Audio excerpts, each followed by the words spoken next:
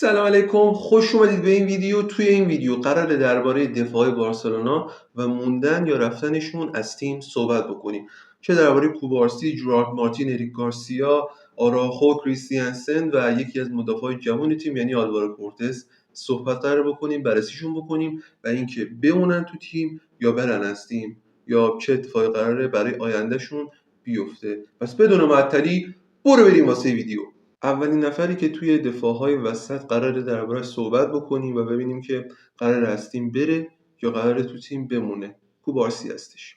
کوبارسی بازیکنیه که عالی بوده توی این چند فصله‌ای که بازی کرده برای ما، رهبر خط دفاعی ما شده در صورتی که نباید همچین اتفاقی میافتاده توی همچین سنی، ولی خب ضعیف نبوده توی این کار و اونقدی نمیتونیم بهش بگیم که بد بوده یا هر چیز دیگری و طبیعتا دفاع 19 ساله‌ایه که با بیشتر شدن تجربهش میتونه به ما خیلی زیاد کمک بکنه و 100% قراره تو تیم بمونه. کوبارسی اصلا بحثی در این مورد وجود نداره و چیز دیگه هم نیست که بخوام بگم درباره کوبارسی. عالی بوده. در حال حاضر کسانی مثل آراخو، مثل کریستیانسن باید رهبر خط تیم باشن که 20 خورده سالشونه، 30 خورده سالشونه، ولی خب متاسفانه به خاطر اینکه یکیشون خیلی مصدوم میشه، یکیشون هم که داغون بازیش، به خاطر همین نمیتونیم داشته باشیمشون برای رهبری خط دفاع و دفاعی چهارم و پنجم تیم هستن این دو نفر رسما، به جای اینکه دفاع اول و دوم تیم باشن. پس کوبارسی 100% تو تیم میمونه. بریم سراغ نفر دوم، یعنی جرارد مارتین، بازیکنی که پدیده فصل گذشته ما بوده. طبیعتا تو تیم خواهد موندش 100%، یعنی باید بمونه. توی دو پست میتونه بازی بکنه و این خیلی چیز خوبیه. هم دفاع وسط چپ میتونه بازی کنه و هم دفاع چپ میتونه بازی بکنه که بازی به پای خوبی داره، بازی سازی خوبی هم داره و میتونه از قبل بیلداپ بکنه، میتونه بعضی موقع از زیر فشار در بیاره تیم رو.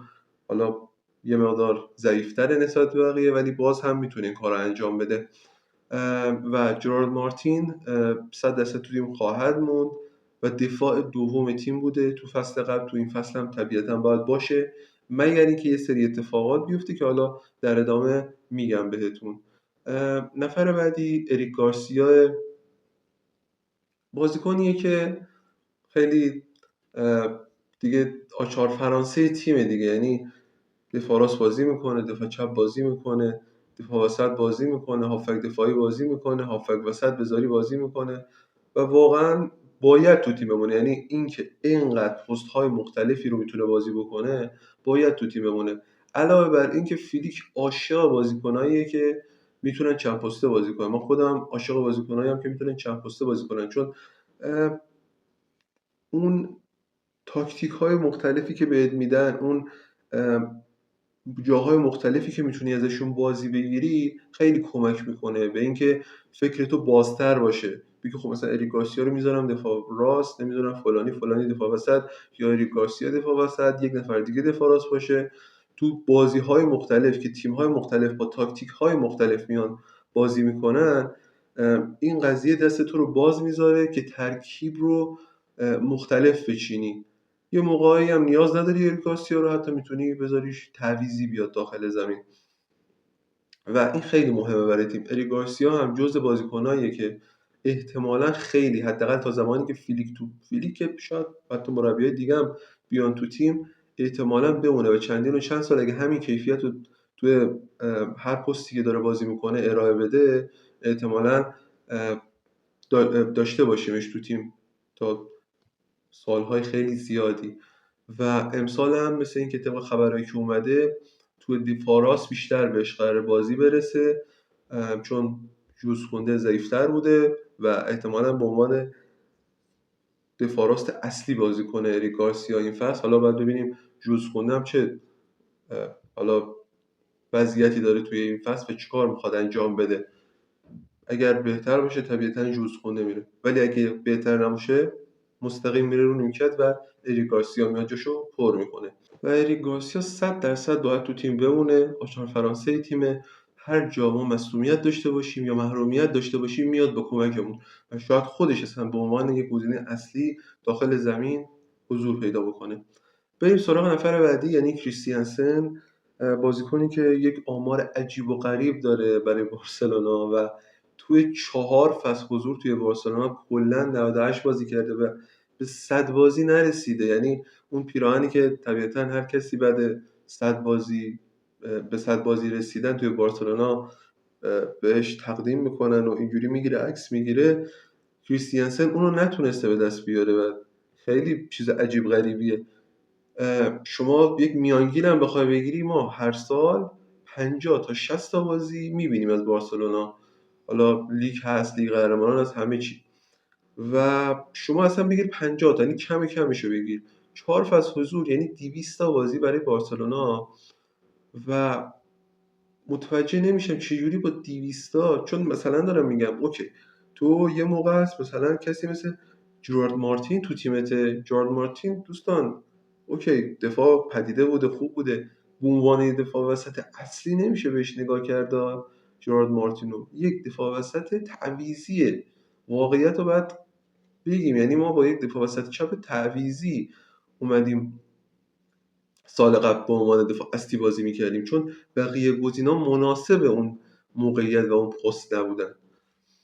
و همینطور کریستیانسن به عنوان یک دفاع وسط اصلی که قهرمان چمپیونز لیگ شده توی چلسی، اومده تو تیم ما یک مدافع وسط با کلاس بالا و کمتر از نصف بازی ها رو بازی کرده برای ما و این خیلی چیز بدیه. حالا از اونم بگذریم، تمدید کردن باهاش، ولی یه خبرای اومده که اینکه تمدید کردن دلیل نمیشه برای اینکه بمونه تو تیم، شاید بره مثلا از تیم یا بفروشنش، ولی من بعید میدونم. و کریستیانسن رو خیلی مثلا سوال میکنن چرا مثلا این هم مصدومیت داره مثلا تمدید کردن. یکی از خب کسی که گفت تمدید کنید فیلیکه و راستشو بخوای من اوایل عصبانی بودم، ولی خب طبیعتا چیزی نمیشه گفت چون فیلیک رئیس تیمه و طبیعتا باید حرفشو گوش کنیم، چون اون بوده که تو این چند سال اون شخصیت قهرمانی رو برای ما آورده یا بیشتر کرده تو این سالها، با اینکه فصول قبل یک جورایی میتونیم بگیم بدترین بارسلوناهای تاریخ ما داشتیم می‌دیدیم تو چند فصل اخیر قبل فیلیک. برای همین باید برفش گوش بکنیم. حرفی هم من نمیزدم، ولی یکم که فکر کردم دلیلش یه جوری فهمیدم. فیلیک الان میبینید براش مدافع قرار نیست بخرن، یعنی جزء پلنای باشگاه نیست که بخوام براش مدافع بخرن. حالا چه اتفاقی میفته این وسط؟ فیلیک با خودش میگه خب من کوارسیو دارم، جرارد مارتینو دارم، اریک گارسیا رو دارم، آراوخو رو هم دارم. اگر کریستیانسن از تیم من بره 4 تا مدافع دارم. خب رو آراوخو که نمیتونم حساب کنم. اریک گارسیا هم اون کیفیت لازم رو نداره که مثلا حداقلیه، چون باید دفاع وسط سمت چپ بازی کنه که اون قسمت خوب نیست اریک گارسیا. یا مثلا بعد کوبارسی رو بفرستم اون طرف، اریک گارسیا رو بذارم دفاع راست، دفاع وسط راست که کوبارسی اونجا نمیتونه بازی کنه. و جورج مارتین هم گفتم همین الان به عنوان یه دفاع وسط تعویضیه که حالا طبیعتا باید فیکس بازی بهش بده هانسی فیلیک تو فصل بعدی. خب چیکار کنم چیکار نکنم؟ حالا کریستیانسن رو نگه دارم، شاید تو یک مقطع‌هایی لازم شد که بهش بازی بدم. یه چیزی هم بگم، فنی کریستیانسن عالیه، بازیکن خوبیه. اینکه کمتر بازی کرده خب به خاطر مصونیتاش بوده، ولی فنیشو نباید زیر سوال ببریم، بازیکن خوبیه.